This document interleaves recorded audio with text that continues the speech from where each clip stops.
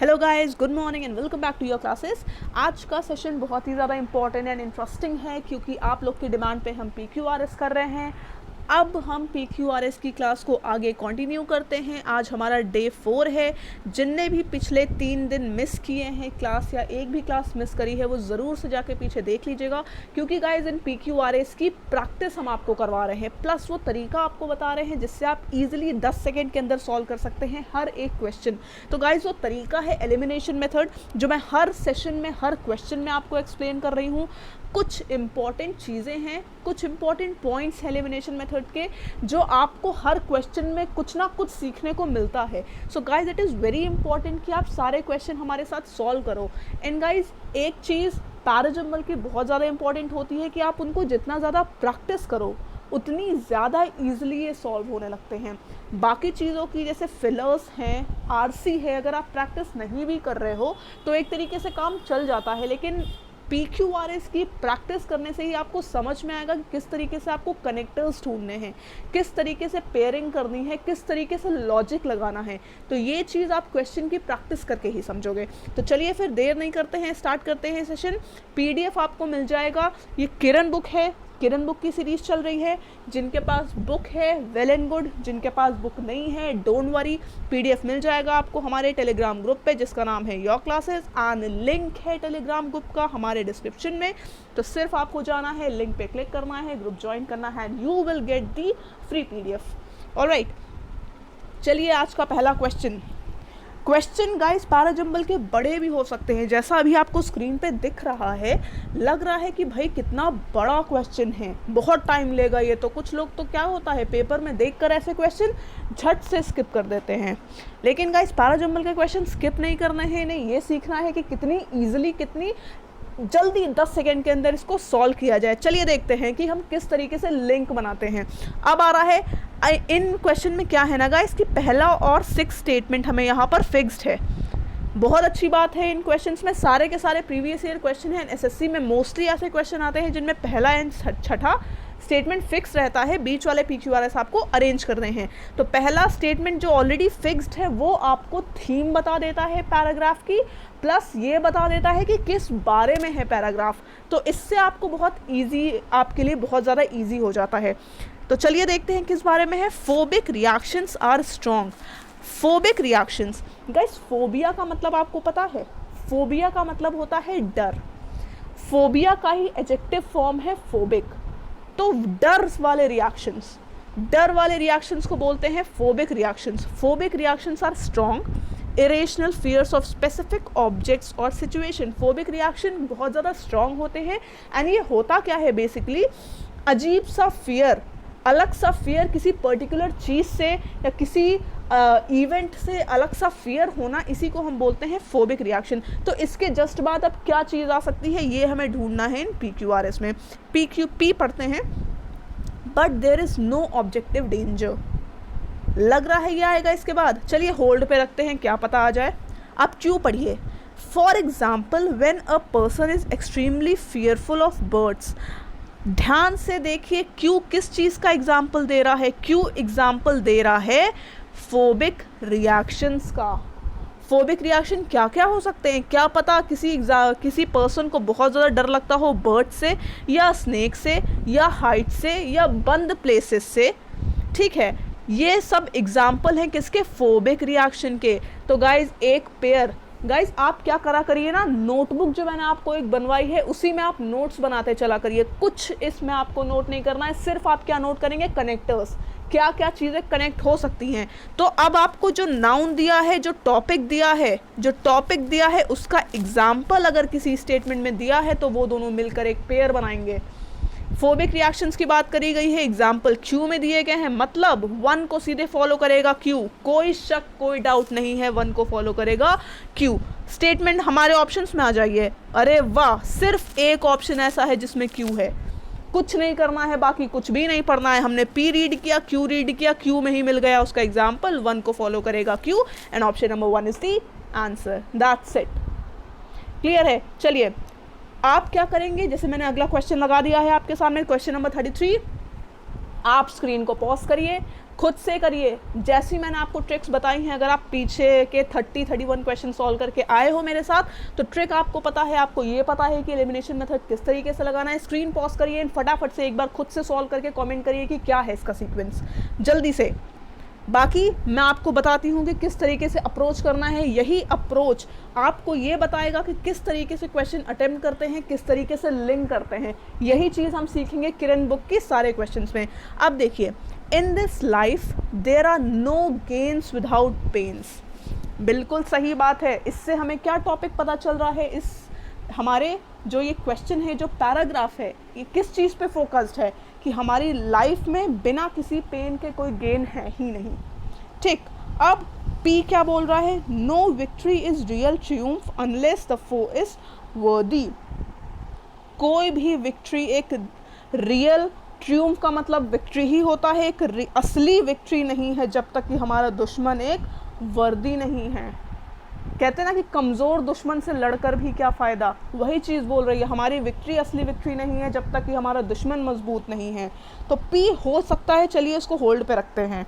क्यों देखिए, life indeed would be dull if there were no difficulties.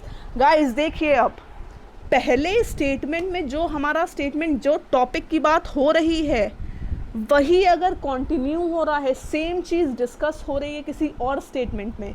जैसे statement में बात हो रही है in this life there are no gains without pain, life की बात हो रही है कि ज़िंदगी में बिना किसी पेन के गेन नहीं है। एंड क्यों फिर से यही चीज़ बोल रहा है कि लाइफ इंडीड वुड बी डल, हमारी ज़िंदगी बहुत डल होगी अगर यहाँ उसमें कोई डिफ़िकल्टीज़ नहीं होगी। तो अभी ज़िंदगी की बात ही चल रही है, 1 से स्टार्ट हुई है और क्यू में फिर से हमारी लाइफ की बात हो रही है, तो 1 को फॉलो करेगा क्यू, इसमें कोई शक नहीं होना चाहिए। क्लियर है? जो टॉपिक स्टार्टिंग में शुरू हुई है, जो बात, वही अगर कंटिन्यू हो रही है किसी स्टेटमेंट में, तो वही उसको फॉलो करेगा। वो बात खत्म हो जाएगी तब दूसरा सेंटेंस शुरू होगा। क्लियर है? तो 1 को फॉलो कर रहा है क्यू। 1 और 4 हमारे यहाँ पर इस तरीके से एलिमिनेट हो गए ऑप्शंस। अब देखते हैं क्यू को कौन फॉलो करेगा, आर या S. Life indeed would be dull if there were no difficulties. अगर डिफ़िकल्टीज़ ही नहीं रह जाएंगी लाइफ में तो चलिए ठीक है, क्यू हमारा फॉलो कर रहा है 1 को। अब देखना है कि आर आएगा या एस आएगा। आर को पढ़ते हैं, both winner and loser enjoy a game most if it is closely contested to the last. And हमारा एस क्या कह रहा है, gainers lose their zest if there is no real struggle. अब देखिए, आर में बात हो रही है विनर एंड लूज़र दोनों की, एंड एस सिर्फ बात कर रहा है गेनर मतलब विनर की। तो जो चीज़, जो स्टेटमेंट जनरल होता है वो पहले आता है, एंड जो स्पेसिफिक चीज़ बताता है वो स्टेटमेंट बाद में आता है। याद रखिएगा, जनरल स्टेटमेंट पहले आएगा एंड स्पेसिफिक स्टेटमेंट बाद में आएगा। आर में विनर लूज़र दोनों आए हैं, एंड एस में गेनर मतलब सिर्फ विनर आया है। तो आर पहले आएगा, उसको फॉलो करेगा एस। तो 33 में हमने देखा कि क्यू के बाद आर आ रहा है, सिर्फ ऑप्शन नंबर 3 में ऐसा है। तो Q R S P is the correct answer. Her statement में, हर एक पैराजंबल में आपको एग्जैक्ट कनेक्टर नहीं मिलेगा। एग्जैक्ट कनेक्टर नहीं मिलेगा तो आपको लॉजिक लगाना है, लॉजिक से कनेक्शन और लिंक आपको ढूंढना है। वही चीज़ हम प्रैक्टिस कर रहे हैं इन सेशंस में, इसलिए बिल्कुल भी कोई भी सेशन आपको मिस नहीं करना है अगर आपको बनना है पैराजंबल का एक्सपर्ट। तो चलिए देखते हैं अगला क्वेश्चन क्या है। गाइज, हमारा स्केड्यूल क्या है? MWF को हम PQRS का सेशन कर रहे हैं, किरण बुक की सीरीज़, एंड TTS को हमारे चल रहे हैं स्मार्ट सेशन, जिसमें हम बहुत ही ज़्यादा कंफ्यूजिंग और इम्पॉर्टेंट टॉपिक्स आपके साथ डिस्कस करते हैं। छोटा सा सेशन होता है 5, 10, 15 मिनट का, जिसमें एक बहुत ही ज़्यादा confusing and exam oriented topic हम आपके साथ डिस्कस करते हैं। प्लस कॉमन एरर्स के स्पेशल सेशन हम बहुत जल्दी शुरू करने वाले हैं। अभी एक दिन पहले हमने कॉमन एरर का एक स्पेशल सेशन किया था। अब हम संडे को ये सेशंस रखेंगे जिसमें हम कवर करेंगे 50-50 क्वेश्चंस, क्योंकि हमें कॉमन एरर्स भी कंप्लीट करना है और PQRS भी कंप्लीट करना है। क्लियर है गाइस? तो स्टे ट्यून्ड, बने रहिए हमारे साथ। अब आते हैं next question, which is question number 34। Question number 34 क्या कह रहा है, चलिए देखते हैं। पहला स्टेटमेंट क्या बोल रहा है? One botany professor always tried to convince his students that his branch of biology is superior to all the others. एक कोई बॉटनी के प्रोफेसर्स हैं, वो क्या कोशिश करते हैं, अपने बच्चों को ये कन्विंस करते रहते हैं कि जो इनकी ब्रांच है बायोलॉजी की कौन सी ब्रांचेस होती हैं, एक बॉटनी होती है, एक जूलॉजी होती है। तो जो इनकी वाली ब्रांच है मतलब बॉटनी है, वो सारी अदर ब्रांचेस से सुपीरियर है। ठीक, अब इसके बाद क्या चीज़, कौन सा स्टेटमेंट आ सकता है, हिज मोस्ट परसुएसिव आर्ग्यूमेंट। मैंने क्या बताया था, जिन्होंने पहले क्लास अटेम्प्ट करी हैं एंड नोट्स बनाए हैं, नोट्स अगर आपने नहीं बनाए हैं, सिर्फ नोट्स में क्या लिखना है, कनेक्टर्स लिखने हैं कि क्या क्या चीज़ आपस में कनेक्ट होती है, लिंक बनाती है। तो मैंने एक कनेक्टर बताया था आपको नाउन प्रोनाउन का, बहुत इंपॉर्टेंट कनेक्टर है, क्योंकि पहले वाले स्टेटमेंट में हमेशा आपको एक नाउन मिलेगा, उससे सबसे पहले आपको उसका प्रोनाउन ढूंढना है। बॉटनी प्रोफेसर की यहाँ पर बात हो रही है एंड कोई और ऐसा स्टेटमेंट आपको दिख रहा है जो उसके लिए प्रोनाउन से स्टार्ट हो रहा हो, पी के अलावा ऐसा कोई भी स्टेटमेंट नहीं है जो उसके लिए कोई प्रोनाउन यूज़ कर रहा हो। तो सबसे सिंपल बात यही है कि पी फॉलो करेगा, क्योंकि पी स्टार्ट हो रहा है हिस्से, जो कि प्रोनाउन है बॉटनी प्रोफेसर के लिए। क्लियर है? सो 1 को फॉलो करेगा पी। अब देखिए ऑप्शंस में हटा दीजिए, सिर्फ 1 और 3 बचता है। अब 1 के साथ आर आएगा या 1 के साथ एस आएगा, तो पढ़ते हैं। चलिए, क्या है, आर बोल रहा है and examining the cells of a pear, the professor cut a slice of the microscopic slide and took a bite of the rest of the specimen। ठीक है, लेकिन P हमारा बोल रहा था किसी लेबोरेटरी सेशन की बात कर रहा था, Q उस सेशन में क्या किया वो चीज़ बता रहा है, and S plants he noted down never run और बाइट। S क्या बता रहा है, उस एक्सपेरिमेंट का कंक्लूजन बता रहा है। ध्यान से देखिए, P में बोला गया है लेबोरेटरी सेशन, R में बताया गया है कि एक्सपेरिमेंट में उस लेबोरेटरी सेशन में क्या हुआ, लेकिन S बता रहा है उसका कंक्लूजन हमेशा लास्ट में आता है। तो P को फॉलो करेगा कौन, R फॉलो करेगा। क्लियर है? 1 को फॉलो कर रहा है P एंड P को फॉलो कर रहा है R। P R किस में आ रहा है, सिर्फ एक ऑप्शन में आ रहा है, which is option number 1। Clear है गाइस? कोई कंफ्यूजन हो तो मुझसे पूछिएगा, मुझसे पहले सॉल्व करने की कोशिश करिए स्क्रीन को पॉज करके। अगला क्वेश्चन क्या है, उस पर चलने से पहले गाइस, अगर आप लोगों ने सब्सक्राइब नहीं किया है तो कर दीजिएगा, क्योंकि हम डेली आपके लिए सेशन लेकर आ रहे हैं। सब्सक्राइब करना मस्ट है, क्योंकि आपको नोटिफिकेशंस भी नहीं मिलेंगे, आपको पता नहीं चलेगा जब हम कोई नई अपनी वीडियो अपलोड कर रहे हैं। तो अगर आपको नोटिफिकेशंस भी चाहिए तो उसके लिए आप बेल आइकन प्रेस कर दीजिएगा, प्लस ऑल नोटिफिकेशंस पे क्लिक कर दीजिएगा। गाइस, सेशन पसंद आ रहा हो, लग रहा हो आपके लिए यूज़फुल है, तो लाइक करना मत भूलिएगा, क्योंकि गाइस आपके एक लाइक से हम बहुत ज़्यादा मोटिवेट होते हैं कि आपके लिए हम और भी ज़्यादा इंपॉर्टेंट और एग्ज़ाम ओरिएंटेड सेशंस लेकर आते रहें। अब देखिए क्वेश्चन नंबर 35 क्या बोल रहा है। क्वेश्चन नंबर 35 बात कर रहा है, स्टेटमेंट नंबर 1 पढ़ते हैं जिससे हमें आइडिया मिलेगा। Failure is nothing to be ashamed of, for there is hardly any man who has not failed in life, not once but many times. क्या इसकी थीम है, बात ये कर रहा है कि फेल्योर कोई ऐसी चीज़ नहीं है सॉरी जिसके लिए आप शर्मिंदा हों। फेल्योर के लिए शर्मिंदा होने की ज़रूरत नहीं है, क्योंकि दुनिया में ऐसा कोई भी इंसान नहीं है जो एक नहीं बल्कि कई बार फेल हुआ हो। ठीक है, तो बेसिकली इस हमारा जो पैराग्राफ है उसमें फेल्योर की बात हो रही है। अगला स्टेप गाइस हमारा होना चाहिए ऑप्शंस देखने का। ऑप्शंस में हम देखें तो R या P में से ही कोई होगा पहला, S और Q हमें देखने की ज़रूरत भी नहीं है। सबसे पहले हम आएंगे ऑप्शंस पे, R और P सिर्फ हो सकते हैं। तो अब देखते हैं कि पहला R है या पहला P है। What is important is the way we take our failures। हो सकता है P, चले मान लेते हैं कि P भी हो सकता है, लेकिन R को भी तो पढ़ लें पहले। It has been well said that he who never made a mistake never achieved anything of great worth। अब देखिए 1 में बोल रहा है कि फेल्योर से शर्मिंदा ना हो।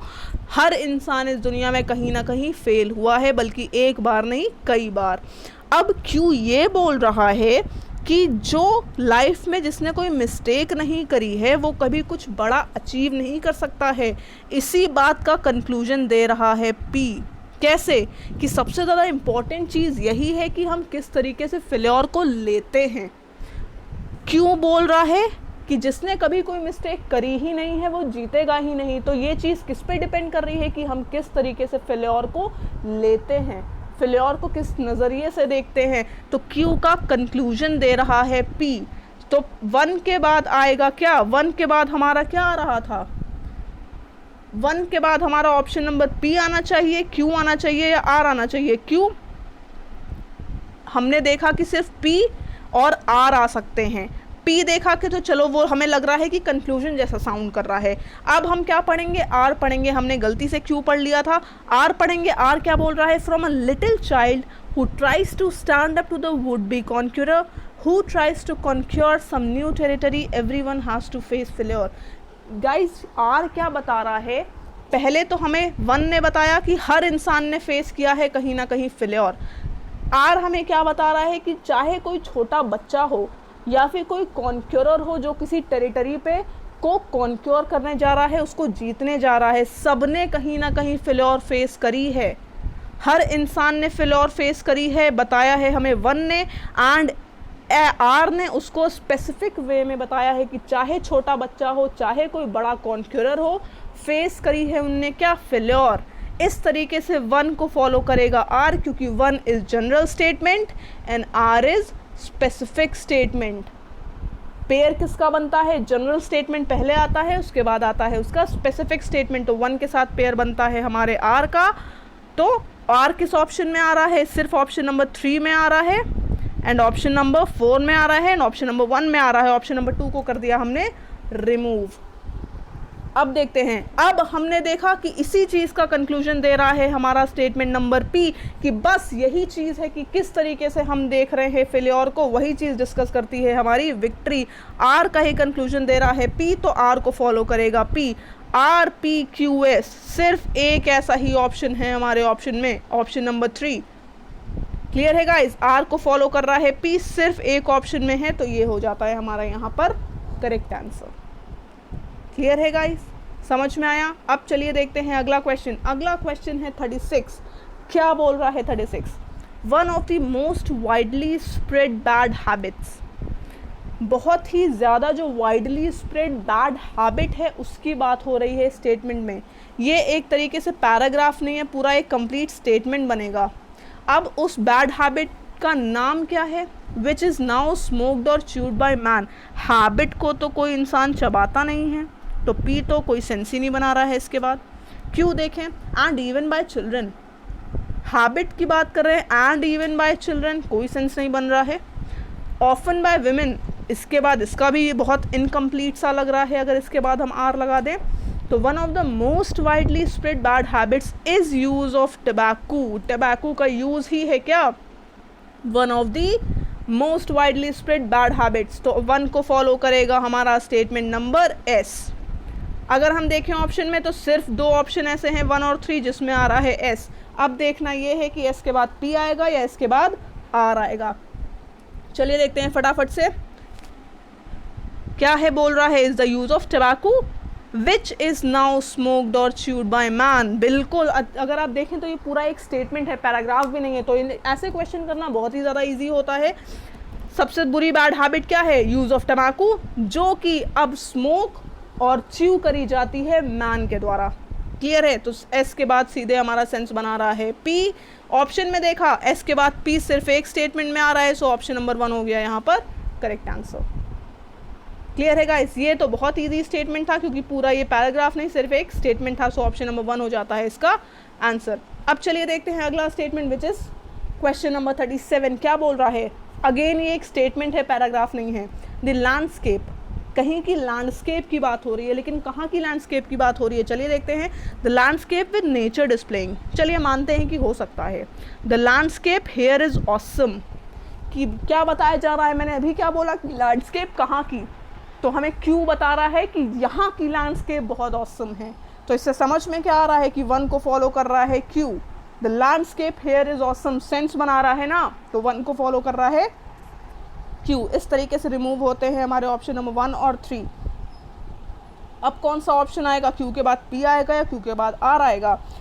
The landscape here is awesome with nature displaying, landscape awesome है जिसमें नेचर डिस्प्ले कर रहा है, ये स्टेटमेंट सही होगा। ये landscape here is awesome that are seldom, यहाँ पर एंड अगर हम ये फॉलो करवा रहे हैं आर को, तो आर तो यूज़ हो रहा है लैंडस्केप के लिए और ग्रामेटिकली इनकरेक्ट हो जा रहा है। इससे समझ में आ रहा है कि आर फॉलो नहीं करेगा। ठीक है, सो 1 को फॉलो कर रहा है हमारा क्यू और उसको फॉलो कर रहा है पी, क्योंकि आर लैंडस्केप के साथ नहीं आ सकता है, लैंडस्केप सिंगुलर है। क्लियर है गाइस? तो क्यू को फॉलो कर रहा है पी। ऑप्शन नंबर 2 सिर्फ एक ऐसा ऑप्शन है जिसमें क्यू के बाद पी आ रहा है। क्लियर है guys? So option number 2 is the answer. अब देखते हैं अगला क्वेश्चन क्या है। क्वेश्चन नंबर 38 क्या बोल रहा है? Smoke billowed up between the plants. Billowed का मतलब गाइस क्या होता है? स्मोक का जो ऊपर उठना, धुएं के ऊपर उठने को हम बोलते हैं billowed. Smoke billowed up between the plants, ये बोल रहा है पहला स्टेटमेंट। ठीक है, ऑप्शन देखें तो एस, आर और क्यू हो सकते हैं हमारे स्टेटमेंट नंबर 1। तो पढ़ते हैं सबसे पहले हम कौन सा? Q. The rising gale fanned the smouldering fire. ठीक, हो सकता है पहले आ सकता है। अब पढ़ते हैं आर को। Everyone who knew there was a fire on board. Everyone, अभी तो किन्हीं लोगों की बात तो हुई नहीं है, तो ये एवरी वन किसके लिए आ रहा है? नहीं पता, तो बिल्कुल नहीं आ सकता। आर तो आ ही नहीं सकता। S, flames broke out here and there. Sorry, अब इसमें एस बोल रहा है flames broke out here and there, कि जो लपटें थी, आग की लपटें इधर उधर जाने लगी। एंड क्यू क्या बोल रहा है? द राइजिंग गेल। गेल क्या होता है गाइस? बहुत ही स्ट्रॉन्ग विंड, बहुत तेज हवा क्या कर रही है? फैंड का मतलब आग को और भड़का रही है। क्यू बोल रहा है कि जो बढ़ती हुई स्ट्रॉन्ग विंड है आग को और भड़का रही है। आग को भड़काने के बाद ही तो आग इधर उधर जाएगी, है ना? पहले आग भड़केगी, उसी के बाद तो आग इधर उधर जाएगी। तो हमारा लॉजिकल सीक्वेंस क्या बन रहा है? क्यू के बाद आ रहा है हमारा क्या क्या सबसे पहले स्टेटमेंट आएगा हमारा? देखिए ध्यान से, सबसे पहले स्टेटमेंट क्या आ रहा है? क्यू आ रहा है। The rising gale fanned the smouldering fire, and Q के बाद आ रहा है एस, क्योंकि जब पहले आग भड़केगी और तभी तो आग इधर उधर भागेगी, तो क्यू के बाद आ रहा है एस। ऑप्शंस देखिए, सिर्फ एक ऐसा ऑप्शन है जिसमें क्यू एस आ रहा है। So option number 4 is the answer. Clear है गाइस? ठीक है, चलते हैं हमारे अगले क्वेश्चन पे, विच इज क्वेश्चन नंबर 39। उससे पहले गाइस बहुत इंपॉर्टेंट एंड यूजफुल इन्फॉर्मेशन आपके लिए। अगर आपको घर बैठे तैयारी करनी है, इस लॉकडाउन का फ़ायदा उठाना है, तो आपको डिजीबुक्स के लिए जाना है। डिजीबुक्स ट्राई करके देखिए, जिसमें आपको एग्जाम ओरिएंटेड क्वेश्चंस मिलेंगे with video solutions. Video solutions आपको किसी और प्लेटफॉर्म पे अवेलेबल नहीं है। सारे के सारे हर एक क्वेश्चन का वीडियो सॉल्यूशन, किसी भी कोचिंग की ज़रूरत नहीं है, सिर्फ आपको घर पे बैठ के खुद से तैयारी करनी है। इस टाइम अगर आप कोड यूज़ कर रहे हो बाय 10, तो आपको मिल रहा है 10% का डिस्काउंट भी। क्लियर है गाइस? तो बस आपको हमारा ऐप डाउनलोड करना है योर क्लासेस, या फिर आप हमारी वेबसाइट भी विजिट कर सकते हैं। चलिए बढ़ते हैं अगले क्वेश्चन की तरफ, विच इज़ 39। क्या बोल रहा है? It is far better to live for a short while. मतलब कि अच्छा है कि छोटी ज़िंदगी जियो। आपने सुनी होगी कहावत कि ज़िंदगी काट तो हर कोई लेता है, ज़िंदगी जीना सीखो, है ना? ज़िंदगी काट हर कोई लेता है, ज़िंदगी जीना सीखो। कुछ कुछ उसी से रिलेटेड है ये क्वेश्चन, की बहुत अच्छा है। It is far better to live for a short, कि आप छोटी ज़िंदगी जिएं लेकिन बहुत ही प्रोडक्टिव ज़िंदगी जिए, बहुत ही अच्छी ज़िंदगी जिए, ये सेंस निकल रहा है इससे। तो 1 को फॉलो कौन करेगा? क्वेश्चन आता है ये। ऑप्शंस पे आए तो ऑप्शन से हमको पता चल रहा है कि पी को छोड़ के, क्योंकि ऑप्शन में पी पहले प्लेस पे नहीं आ रहा है, सो हमें पता चलता है कि पी को छोड़ के कोई भी हमारा पहला स्टेटमेंट हो सकता है। अब देखते हैं, short while contribution to the world. अगर 1 के बाद पी पढ़ें तो कोई ग्रामेटिकल सेंस तो बन नहीं रहा है ना? तो क्यू को हमने किया कैंसिल, एलिमिनेट कर दिया। वैसे भी ऑप्शन में भी पी नहीं है भाई। अब देखते हैं Q. It is far better to live for a short while and make some significant. बिल्कुल सही है, छोटी ज़िंदगी जियो लेकिन कुछ सिग्निफिकेंट करो। क्यू सेंस बना रहा है, इसको होल्ड पे रखते हैं। आर देखते हैं, short while, live for a short while, that is just idled away. कोई सेंस नहीं बना रहा है, ग्रामेटिकली तो बिल्कुल भी नहीं बना रहा है, इसको करते हैं एलिमिनेट। एस को देखते हैं, than spend a long life, बिल्कुल एस बना रहा है इसके बाद। छोटी लाइफ जीने से, छोटी लाइफ जीना ज़्यादा अच्छा है बड़ी लाइफ जीने के। लेकिन उसके पहले अगर आप क्यू देखें तो क्यू ऐड कर रहा है 1 में, कैसे बता रहा है कि छोटी लाइफ जियो लेकिन सिग्निफिकेंट। क्यू तो यही बोल रहा है ना कि छोटी जियो और उसको सिग्निफिकेंट बनाओ, तो 1 को फॉलो करेगा कौन, क्यू। अब पढ़िए, क्यू मैंने बोला है it is far better to live for a short while and make some significant. सीधे सीधे इसके बाद पी साउंड कर रहा है, लेकिन हमारा क्वेश्चन क्या है कि सबसे पहला कौन सा है, 1 के बाद आ रहा है क्यू।